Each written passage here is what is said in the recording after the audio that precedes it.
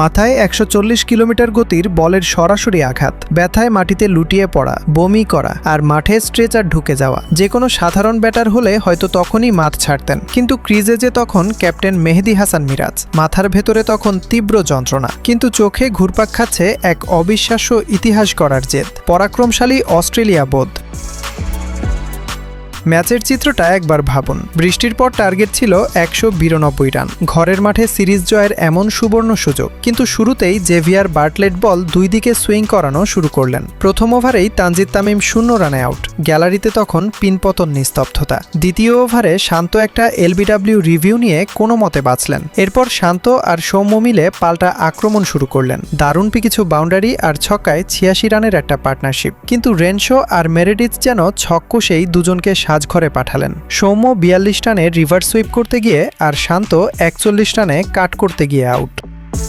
Set ২ batter out হতেই অজিরা চেপে ধরল। মিডল অর্ডারে মোসাদ্দিকও ১৫ রানে অ্যাডাম জ্যাম্পার স্পিনে লং অফে ধরা পড়লেন। সব মিলিয়ে অজিরা তখন গলা চেপে ধরেছে। ঠিক সেই খাদের কিনারা থেকে ঘুরে দাঁড়ানোর লড়াই শুরু। এক প্রান্তে তাওহিদ হৃদয় মাটি কামড়ে পড়ে আছেন, আর অন্য প্রান্তে মিরাজ। ৩৩তম ওভারের চতুর্থ বল, এলিসের একটা ভয়ঙ্কর বাউন্সার সোজা এসে লাগলো মিরাজের হেলমেটে। আঘাতটা এতটাই মারাত্মক ছিল যে ফিজিও, এমনকি অস্ট্রেলিয়ার ডাক্তারও দৌড়ে এলেন মাঠে। স্ট্রেচার নামানো হলো। সবাই ভাবলো এখানেই শেষ, কিন্তু না। সবাইকে অবাক করে দিয়ে ধুলো ছেড়ে হেলমেট পরে আবার স্ট্যান্স নিলেন তিনি। পরের ওভারেই রাইলি মেরেডিথ, টানা শর্ট বলের সাইকোলজিক্যাল প্রেশার আর ভাঙা বেলসের নাটক। ৩৪ নম্বর ওভারের শেষ বল, ১৪৩ কিলোমিটার গতির শর্ট বল, কিন্তু এবার আর কোনো ভুল নয়। দুর্দান্ত এক হুকে বল সোজা ফাইন লেগের ওপর দিয়ে গ্যালারিতে।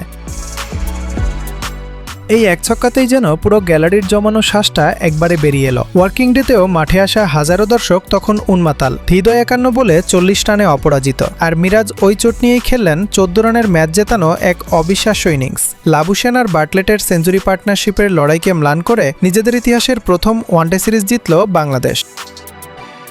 শেষ ওভারের এই স্নায়ুচাপ আর মিরাজের হার না মানা মানসিকতা যদি আপনারও রক্ত গরম করে থাকে, তবে ভিডিওতে একটা লাইক দিয়ে আমাদের সাথেই থাকুন। অজি পেসারদের আগুন ঝরানো স্পেল, জ্যাম্পার টার্ন, মাথায় আঘাত, বমি করা, সবকিছু পেছনে ফেলে মিরাজের ওই ছক্কাটা শুধু একটা উইনিং শট নয়, ওটা ছিল অজিদের অহংকারের কফিনে শেষ পেরেক। আচ্ছা, এমন নার্ভ ব্রেকিং পরিস্থিতিতে মিরাজের জায়গায় অন্য কেউ হলে কি স্ট্রেচারে করে মাঠ ছাড়ত, নাকি এভাবেই বুক চিতিয়ে ইতিহাস গড়ত?